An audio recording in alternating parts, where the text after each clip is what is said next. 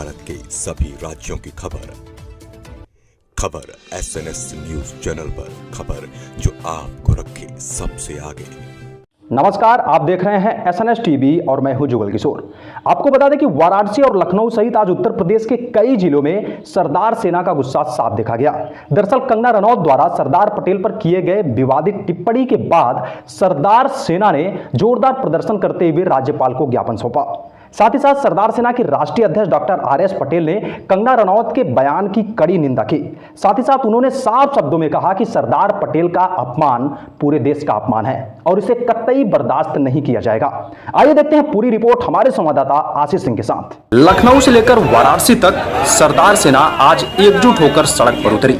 वजह साफ थी, भाजपा सांसद कंगना रनौत का वह बयान जिसमें उन्होंने कहा कि सरदार पटेल अंग्रेजी नहीं जानते थे, इसीलिए वे प्रधानमंत्री नहीं बन पाए। सरदार सेना के प्रमुख डॉक्टर RS पटेल ने इसे महापुरुषों का अपमान और राष्ट्र विरोधी सोच करार दिया।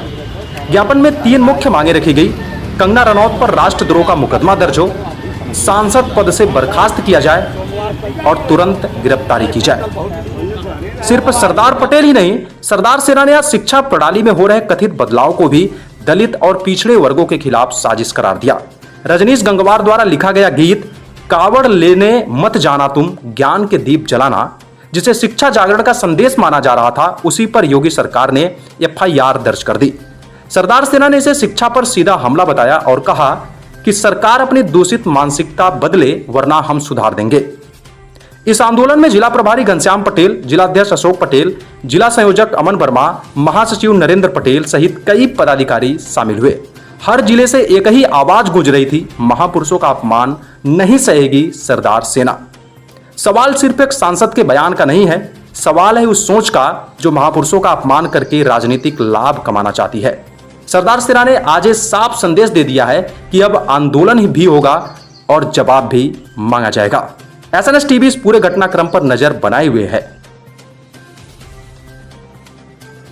नमस्कार, खबर SNS न्यूज चैनल में एक बार फिर से आपका स्वागत है। देखिए, एक बार फिर से पूरे देश में एक विरोध प्रदर्शन चल रहा है।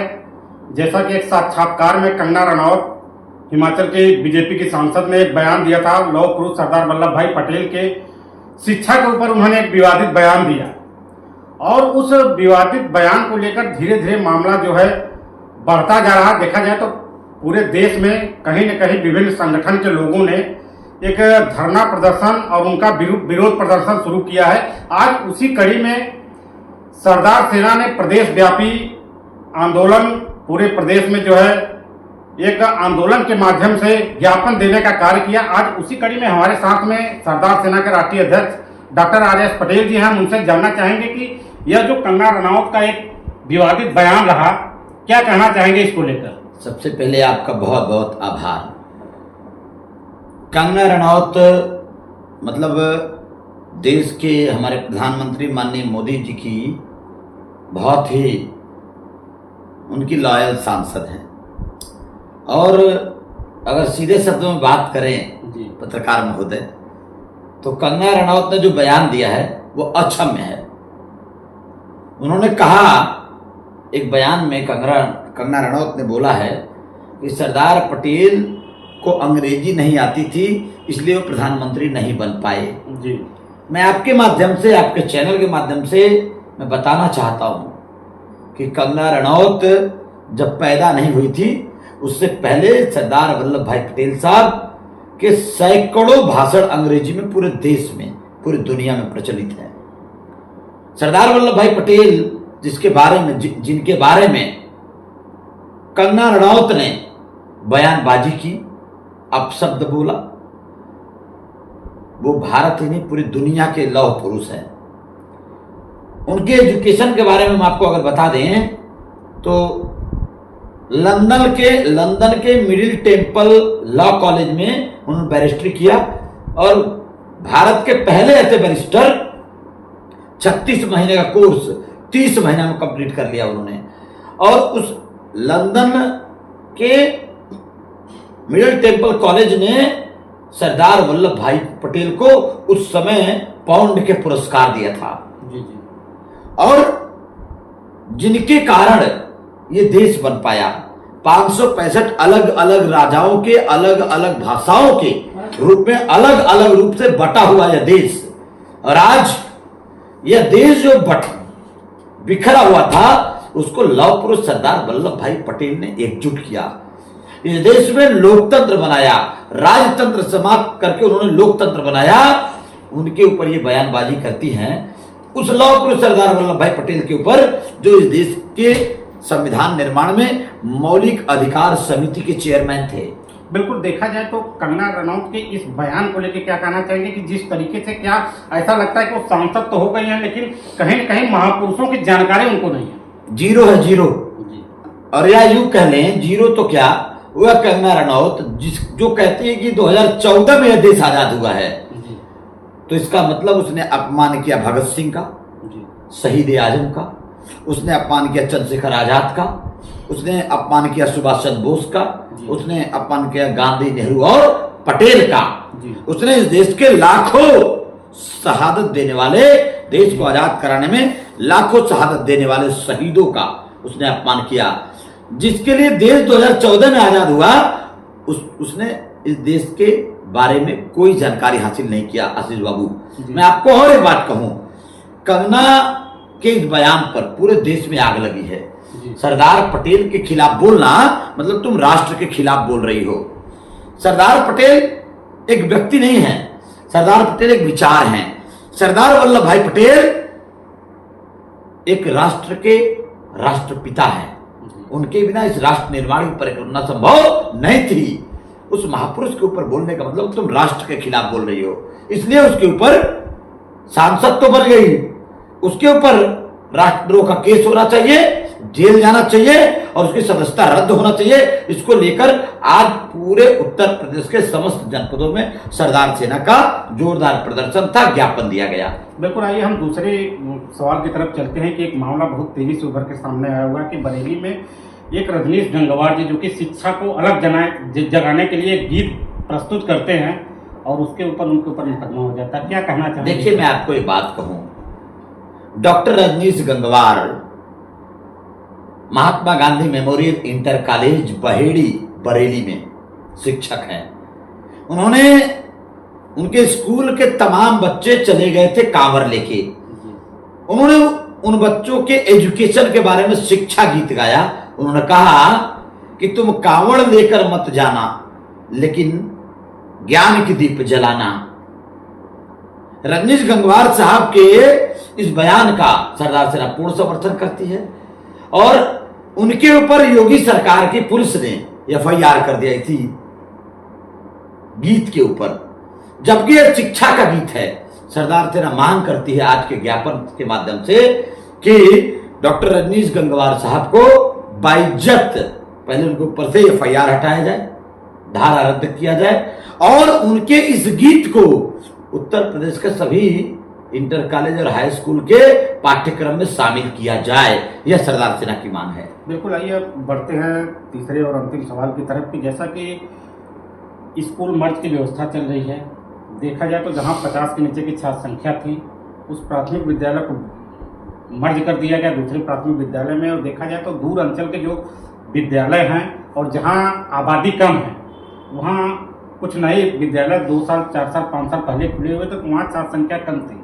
लेकिन आज की डेट में अगर वो विद्यालय मर्ज हो गया तो बच्चों को बहुत सारी दिक्कतों का सामना करना पड़ रहा है। और यूँ कहा जाए कि जो गरीब बच्चे हैं उतनी दूर और छोटे बच्चे उतनी दूर नहीं जा सकते। इस मर्ज की व्यवस्था को क्या कहना चाहेंगे? मैं योगी सरकार की भर्त्सना करता हूँ, मैं योगी सरकार के इस कुटिल नीति का निंदा करता हूँ, क्योंकि आप जरा सोचिए, योगी सरकार गांव गांव खुले विद्यालय को बंद कर रही है और गली गली में मदिरालय खोल रही है। मैं इसका निंदा करता हूं सरदार सेना की तरफ से। और आज हमारा ये तीसरा ज्ञापन का पॉइंट भी था कि उत्तर प्रदेश के अंदर हुए 5000 स्कूलों के मर्जर का विरोध करती सरदार सेना। और मैं योगी सरकार से निवेदन करता हूं, राज्यपाल को, माननीय राज्यपाल महोदया को नामित ज्ञापन में हमने कहा है, आज पूरे प्रदेश से ज्ञापन गया है कि जो उत्तर प्रदेश के अंदर 5000 स्कूल आपने मर्जर करवाया या किया है सरकार ने, उसको तत्काल रद्द किया जाए। क्योंकि कई जगहों पे 50-50 से 80-80% बच्चे स्कूल जाना बंद कर दिए। कुछ बच्चों को 1 किलोमीटर, 2 किलोमीटर, 3-3 किलोमीटर पैदल जाकर के, जो नन्हे नन्हे छोटे छोटे बच्चे, गरीबों के बच्चे, पिछड़े दलित अल्पसंख्यक के बच्चे, वो आशीष बाबू अपने गांव से 2 किलोमीटर 3 किलोमीटर दूर, वो पैदल बच्चा जाएगा कैसे? वो बच्चा वहां पढ़ने जाएगा, उसकी जिम्मेदारी कौन लेगा? उसके साथ दुर्घटना की जिम्मेदारी क्या योगी सरकार लेगी? स्कूल हर गांव में खोलने की जगह गांव से स्कूल बंद कर रहे हो, इसका मतलब ये शिक्षा विरोधी है, ये शिक्षा विरोधी सरकार है। अगर बच्चे कम है तो फेलियोरिटी सरकार की है। तुम अपनी फेलियोरिटी को छिपाने के लिए, अपने नाकामी को छिपाने के लिए ठिकाना फोड़ रहे स्कूलों पर, ऐसा नहीं चलेगा। योगी बाबा, सरदार सेना ने एक और मांग किया है और आपके माध्यम से इस ज्ञापन में भी हमने भेजा है। हमारा जो ये ज्ञापन है, इसमें जो हमने मांग किया वो मैं आपको बता देता हूं। हमने यह भी मांग किया है कि सरकार द्वारा उत्तर प्रदेश के समस्त सरकारी, असरकारी, सरकारी संविदा कर्मचारी, अधिकारीगणों के लिए आदेश जारी किया जाए कि उनके बच्चों को सरकारी स्कूलों में पठन पाठन के लिए अनिवार्य निर्देश जारी किया जाए, ताकि सरकारी स्कूलों की व्यवस्थाएं सुदृढ़ हो सके। जरा कल्पना करिए, चपरासी से लेकर जज तक के, कांस्टेबल से लेकर के IAS PCS तक के बच्चे जब प्राइमरी स्कूल में पढ़ने के लिए विवश हो जाएं, सरकार गाइडलाइन लेके आवे कि उन बच्चों को उसी स्कूल में पढ़ाया जाएगा जितने सरकारी वेतन लेने वाले, अर्ध सरकारी वेतन लेने वाले, संविदा पर सरकारी वेतन लेने वाले, सरकार के खाते से पैसा जिनको जाता है, उनको वो वेतन भोगी जो भी लोग हैं, उनके बच्चों को अगर सरकारी स्कूलों में एडमिशन करने के लिए नितांत आवश्यक कानून बना दिया जाए, तो आप कल्पना करिए कि जज का बेटा जब उसी स्कूल में पढ़ेगा, गरीब का बेटा जब उसी स्कूल में पढ़ेगा, तो एक समान शिक्षा व्यवस्था लागू होगी कि नहीं? तो इस देश का, उत्तर प्रदेश का शिक्षा व्यवस्था, स्कूल अपने आप आगे बढ़ने लगेंगे। वो प्राइमरी स्कूल अपने आप आगे बढ़ने लगेगा, क्योंकि उसमें DM का बच्चा पढ़ रहा है, उसमें IAS PCS का बच्चा पढ़ रहा है, उसमें प्रिंसिपल का बच्चा पढ़ रहा है उसी स्कूल में। तो यह कानून लाने के बजाय तुम स्कूलों को मर्ज करने का कानून लेके आ रहे हो। भाई, ये कैसी नीति है आपकी?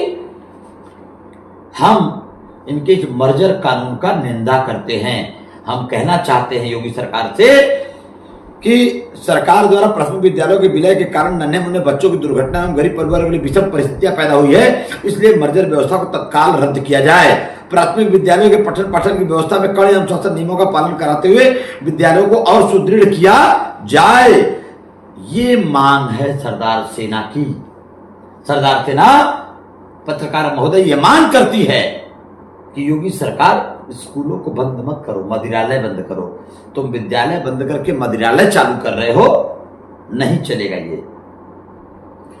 बहुत बहुत धन्यवाद। जैसा कि आज विभिन्न मुद्दों पे अपनी प्रमुखता से अपनी बात रखे सरदार सेना के राष्ट्रीय प्रमुख डॉक्टर राजेश पटेल जी, तो लगातार ऐसे बने रहिए बड़ी खबरों के साथ। मैं आशीष कुमार, वाराणसी, उत्तर प्रदेश।